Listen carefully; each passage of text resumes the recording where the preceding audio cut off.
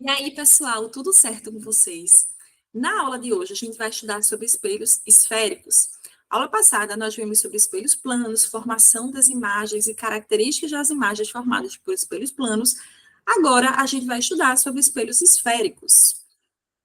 Para isso, bora considerar uma superfície esférica, que ela é polida, ou seja, tem uma alta capacidade de reflexão, uma alta capacidade de refletir a radiação que chega até essa superfície. Bora separar uma parte dessa superfície, que é o que a gente chama dessa calota esférica, certo? Dessa calota esférica, a gente pode ter uma alta refletividade na parte interna dela ou na parte externa. Se a superfície refletora for a parte interna dessa calota, eu vou botar aqui SR só para identificar a superfície refletora, tá? Se for a parte interna dessa calota, a gente tem um espelho que a gente diz que é um espelho côncavo. Se a superfície refletora for na parte externa dessa calota, a gente chama esse espelho de espelho convexo. Então, olha aqui para a minha mão. Se essa parte aqui interna, ó, for nossa superfície refletora, funcionar como um espelho, a gente vai chamar esse espelho de côncavo. Se for essa parte externa aqui, a gente vai chamar esse espelho de espelho convexo. Beleza? Então, a gente vai entender a formação de imagens e características de cada um desses espelhos. Para isso, é importante que a gente entenda alguns elementos essenciais desses espelhos, tá? O primeiro deles é o que a gente chama de centro de curvatura. O centro de curvatura nada mais é do que o centro da esfera que formou esse espelho, ou seja, o centro da esfera em que a gente tirou essa calota para formar o espelho. Tem também o que a gente chama de raio de curvatura, que seria o raio dessa esfera, tá? Então, a gente já definiu aqui dois elementos importantes. O centro de curvatura, que é o centro dessa superfície esférica, e o raio de curvatura, que vai ser justamente o raio dessa esfera. Tem um determinado elemento também que vai ser bem importante, que é o vértice, que ele já divide o espelho em duas faces. Ele está ali na parte central do meu espelho, tá? Então, o centro de curvatura, o raio de curvatura e o vértice do meu espelho. Existe um eixo que a gente chama de eixo principal, que ele conecta o centro de curvatura ao vértice daquele espelho. Qualquer outra reta que vai passar pelo centro, como essas retas aqui demarcadas em cinza, tá? Que passam pelo centro, mas não passam pelo vértice, a gente vai chamar de eixos secundários. O que a gente mais vai utilizar, de fato, é esse aqui, o eixo principal, que passa tanto pelo centro quanto pelo vértice. Temos ainda o que a gente chama de ângulo de abertura. Esse ângulo de abertura aqui, ó, determinado por alfa, ele vai conectar os centros de curvatura e as bordas superior e inferior desse meu espelho, tá?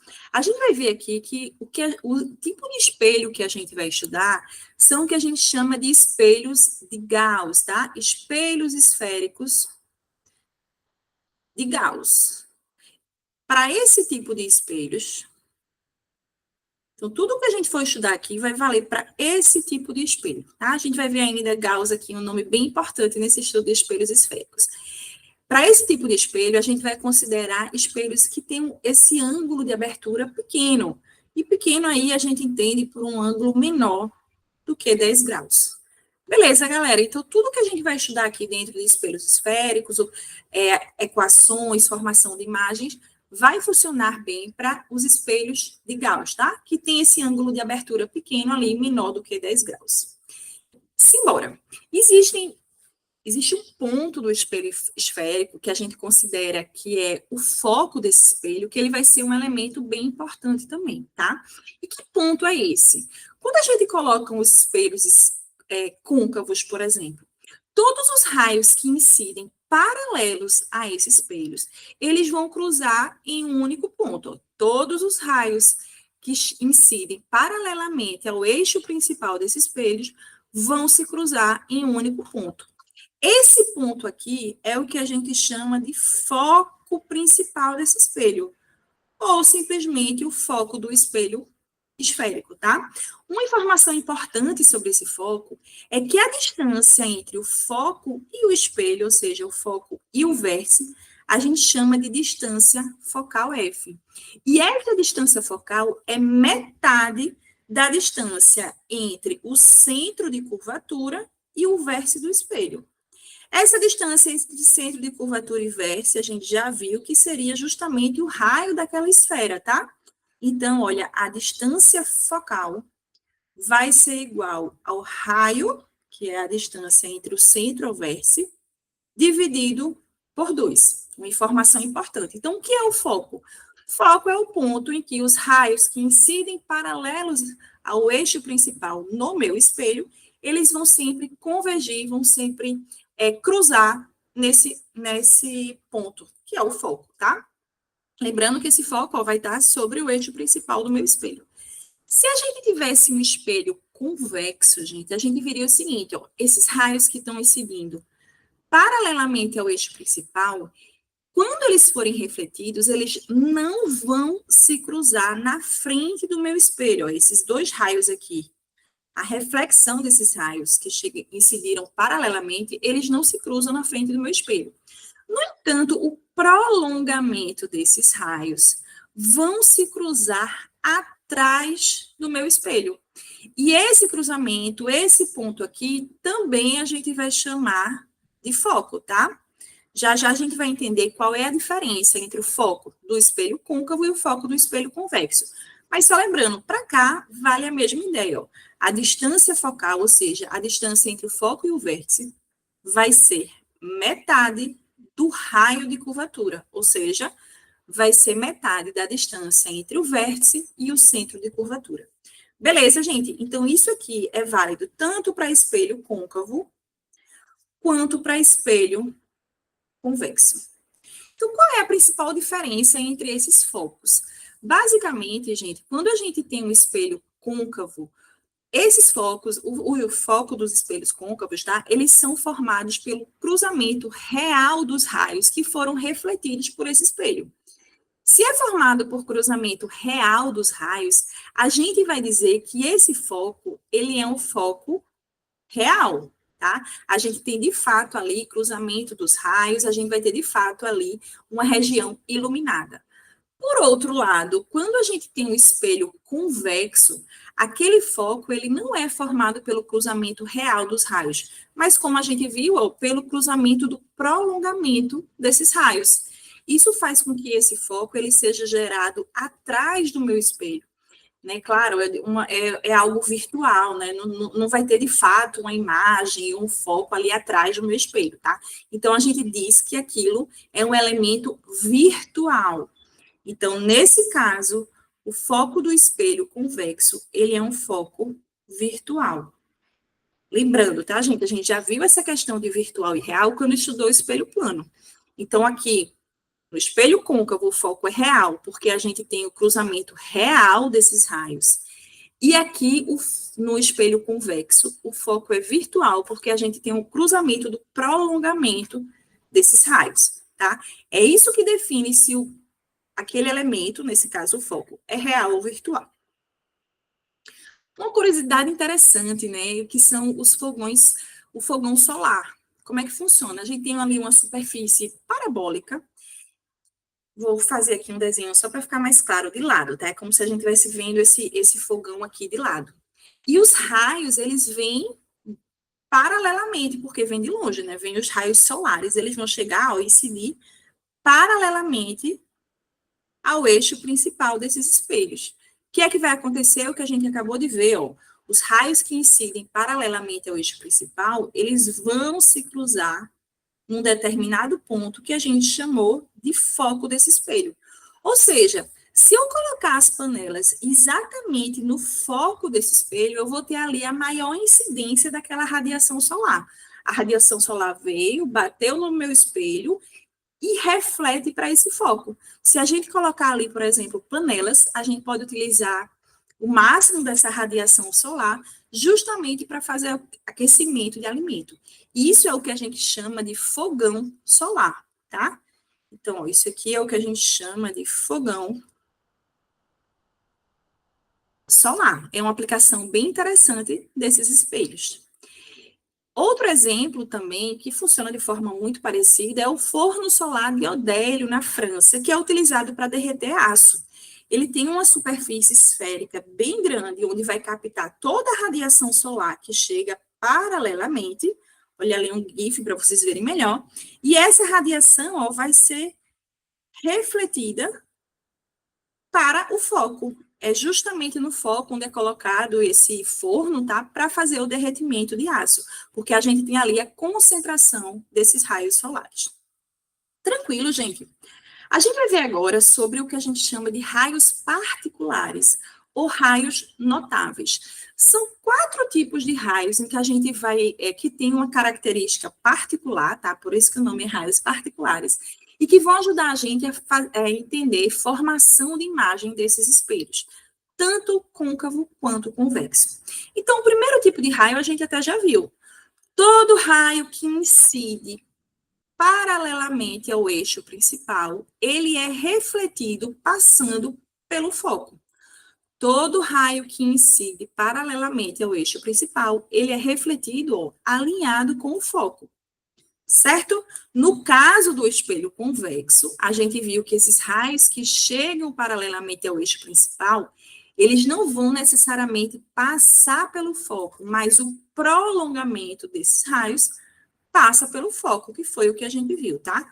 Então, todo raio que incide paralelamente ao eixo principal, ele é refletido, alinhado com o foco. Esse é o primeiro raio particular que a gente tem. Pelo princípio da reversibilidade, que a gente estudou lá na aula de conceitos básicos de ótica, todo raio que vai ser incidido, ó, passando pelo foco, ele sai paralelamente ao eixo principal. Todo raio incidido que passa pelo foco, ele é refletido paralelamente ao eixo principal. O mesmo vale para os espelhos esféricos, mas aqui a gente tem que entender essa diferença, né? Todo raio que chega, ó, alinhado com o foco, e aí a gente tem que pensar neste prolongamento, tá, gente? Sempre, porque meu foco vai estar atrás do meu espelho convexo. Olha, todo raio que chega alinhado com o foco, ele vai sair paralelamente ao eixo principal. Então, a gente já viu 2 dos 4 raios notáveis, tá? Ou particulares. O terceiro raio particular. Todo raio que incide alinhado com o centro de curvatura, ele retorna pelo mesmo caminho. Ou seja, ele retorna passando pelo centro de curvatura. O mesmo vale para o espelho convexo, só que nesse caso a gente tem que pensar, ó, que o centro de curvatura, ele vai estar atrás do meu espelho, então a gente vai ter o prolongamento desses raios, tá? Sempre que a gente pensar em espelho convexo, a gente vai ter que pensar nisso. Tanto foco quanto centro de curvatura, eles são virtuais, eles vão estar formados ali atrás do meu espelho.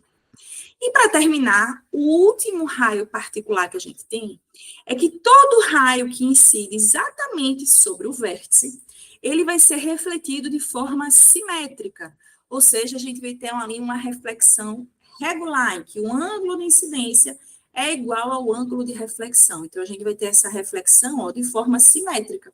O mesmo vale para o espelho convexo. Tranquilo, galera? Então, são os 4 raios particulares, que são raios característicos para esses espelhos esféricos que a gente está estudando. O que a gente vai utilizar agora esses raios, né? Para que a gente vai utilizar esses raios? Basicamente, a gente usa esses raios para entender formação de imagens através desses espelhos, tá? É o que a gente chama de conjugação dessas imagens. Então, eu posso utilizar qualquer par de raios, posso utilizar, claro, os 4, 3 ou 2, e entender onde a minha imagem vai ser formada, quais as características daquela minha imagem em cada um dos espelhos. Nesse caso, gente, espelhos convexos vão formar imagens diferentes de espelhos côncavos. Então, a gente vai começar o nosso estudo aqui, ó, pelo espelho convexo. A gente vai começar por ele porque ele é mais simples no sentido de que ele só tem um tipo de imagem sendo formada. Bora entender isso. Para exemplificar aqui, eu peguei 2 dos raios particulares, tá?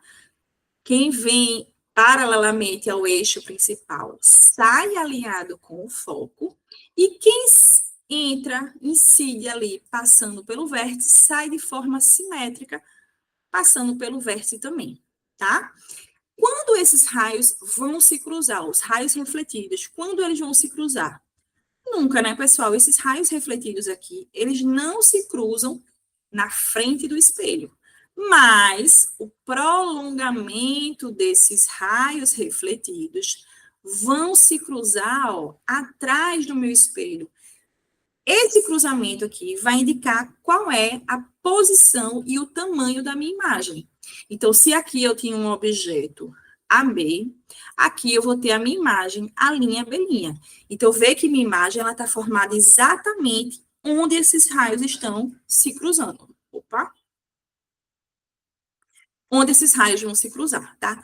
Rafa, por que pegou esses dois raios? Foi só para exemplificar. Eu poderia pegar qualquer um daqueles que a gente viu, tá? Eu preciso de pelo menos dois para a gente ter o cruzamento desses raios e identificar onde vai ser a formação da imagem.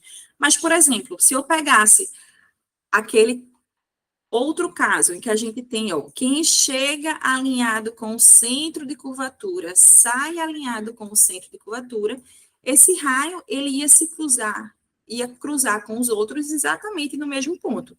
Então, entenda, a gente pode sempre pegar pelo menos dois de qualquer um daqueles quatro que a gente viu. Trouxe aqui dois para vocês, estou sempre trazendo dois, tá? Só como exemplo. Então, quais são as características da imagem que a gente está vendo? Primeira característica muito importante, está sendo formada atrás do meu espelho, uma região onde a gente não tem iluminação. A gente viu que esse é um elemento virtual, tá? Formado por prolongamento de raios. Então, nesse caso, a imagem formada ela é uma imagem virtual.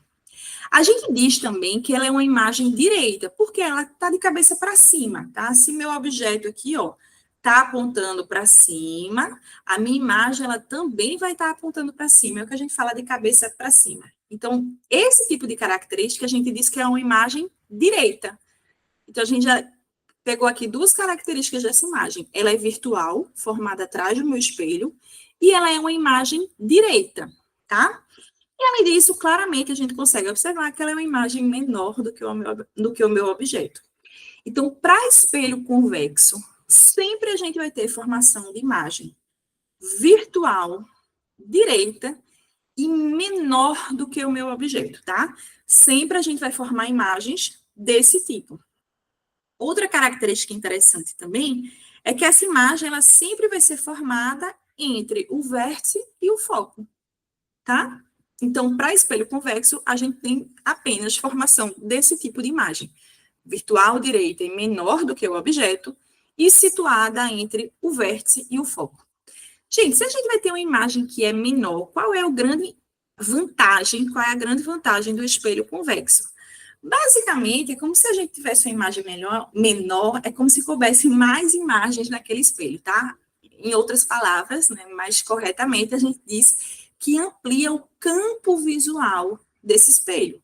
Então, por exemplo, aqueles espelhos esféricos que a gente tem em garagem, a gente tem em supermercados, às vezes, para o pessoal do caixa ficar observando o que é que está acontecendo em farmácia, supermercado, ou mesmo no retrovisor, ali a gente tem um campo visual ampliado, a gente consegue visualizar mais objetos, já que eles estão ali de forma reduzida, tá? Então, essa vai ser a grande vantagem do meu espelho convexo. A gente amplia o campo visual. Bora agora ver a formação de imagens para espelho côncavo. E nesse caso, gente, a gente vai ter 5 tipos de imagens sendo formadas.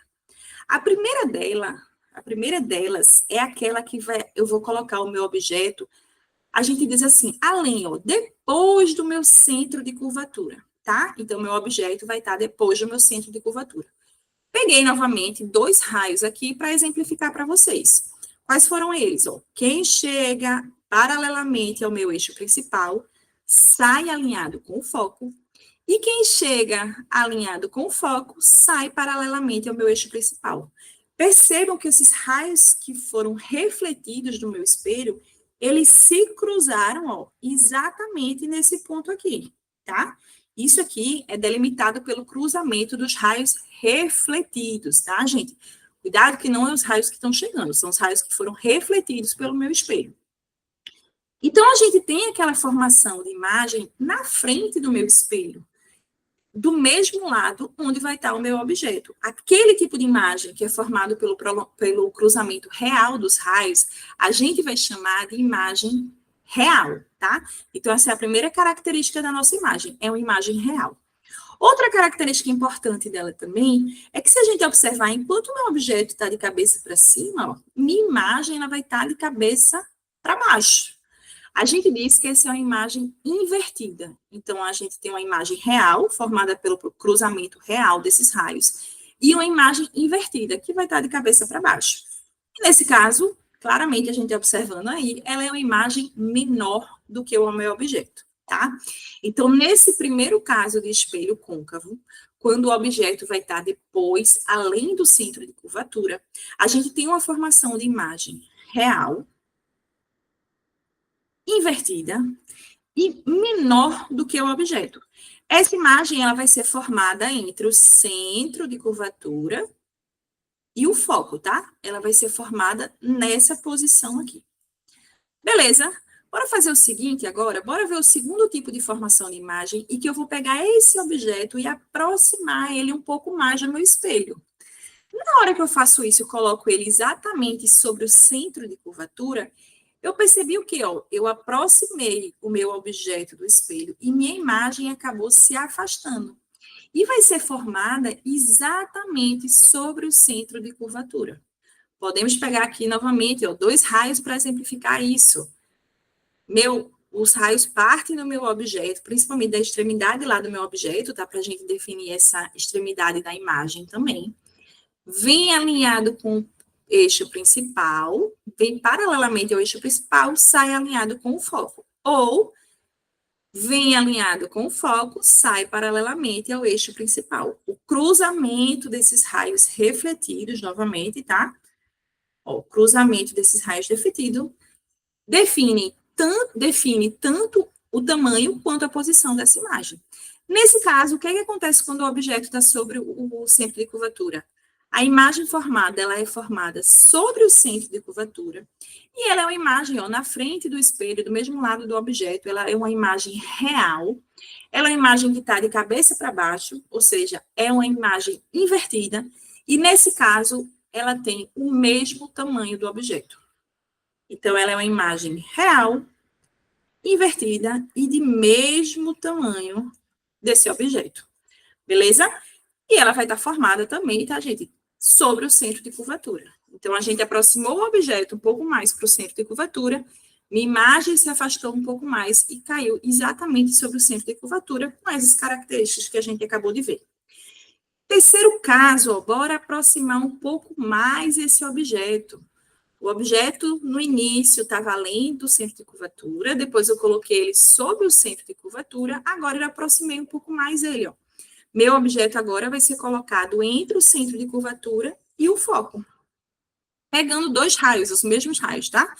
Quem chega no meu espelho paralelamente ao eixo principal sai alinhado com o foco, e quem chega alinhado com o foco sai paralelamente ao eixo principal. E os cruzamentos dos raios refletidos, sempre, tá, gente? Cruzamento desses raios refletidos, ó, vão definir ali posição e tamanho dessa minha imagem. O que é que a gente tem para essa imagem? Essa hora vocês aprenderam já, né? Eu tenho cruzamento real dos raios, ou seja, uma imagem real, uma imagem que está de cabeça para baixo, ela é invertida, e nesse caso ela vai ser maior do que o meu objeto. Então, imagem real, invertida e maior do que o objeto. Quarto caso, aproximei ainda mais o meu objeto do meu espelho. O que é que acontece nessa situação, gente? Levei o meu objeto exatamente, ó, sobre o foco.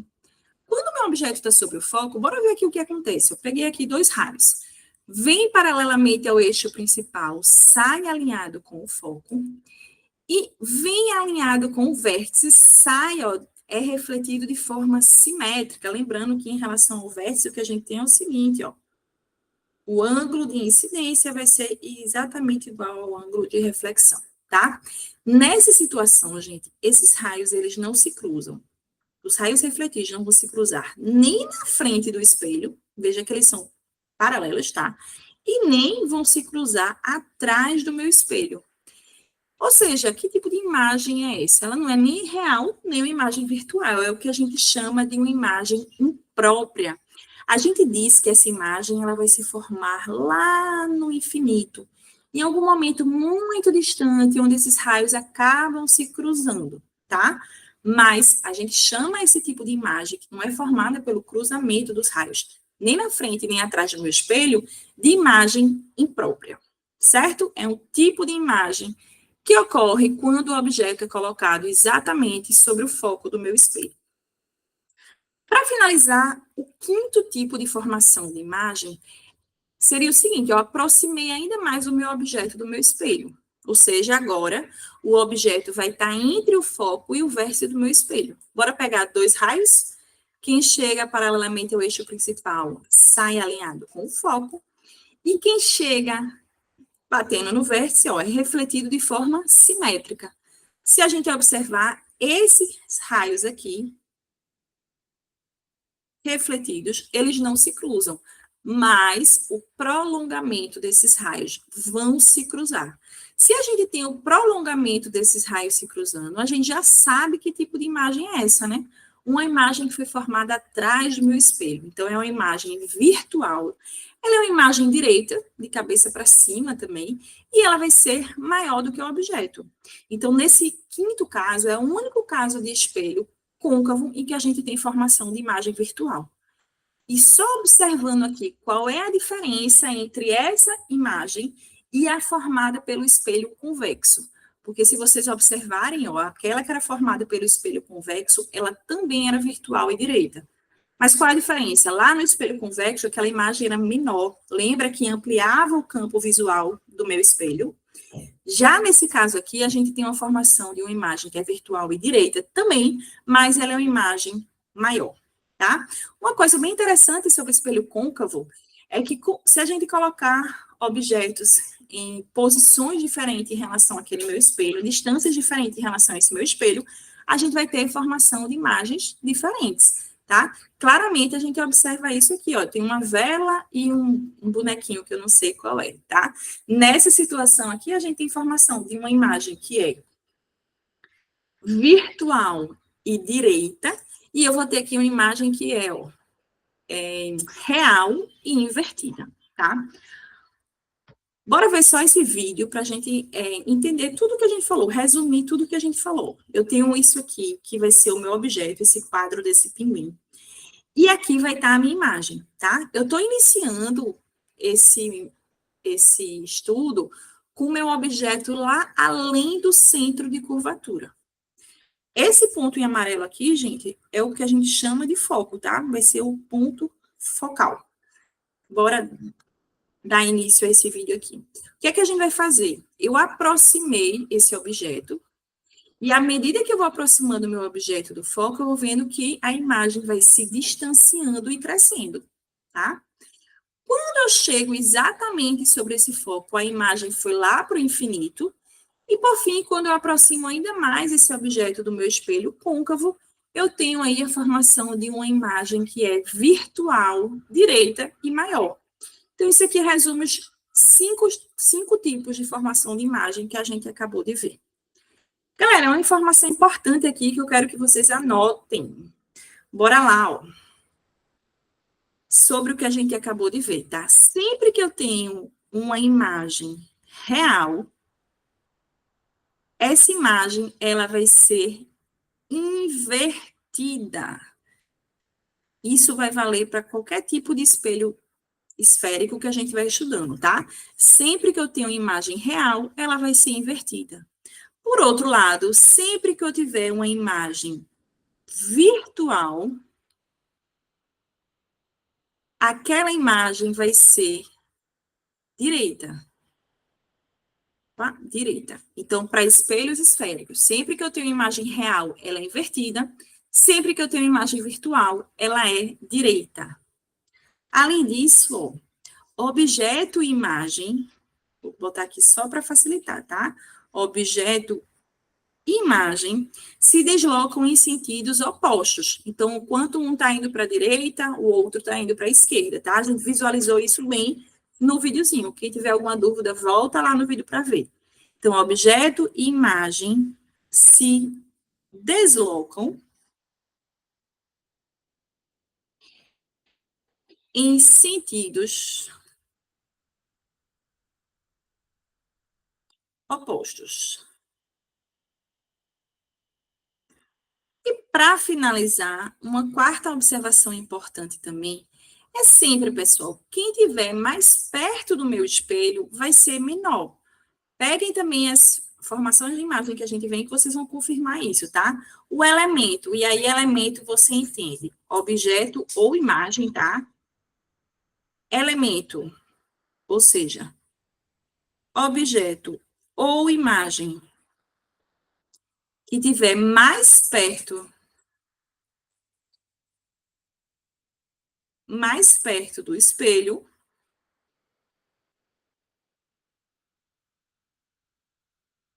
vai ser sempre menor, tá? Quem quiser, ó, dá uma pausa aí e vai confirmar isso olhando os 6 tipos de imagens que a gente viu. 5 para espelho côncavo e 1 para espelho convexo. Beleza, pessoal, vou parar a aula por aqui para a gente fazer uma segunda parte e continuar o estudo dos espelhos esféricos. Tranquilo? Então, até já para o próximo vídeo. Beijo!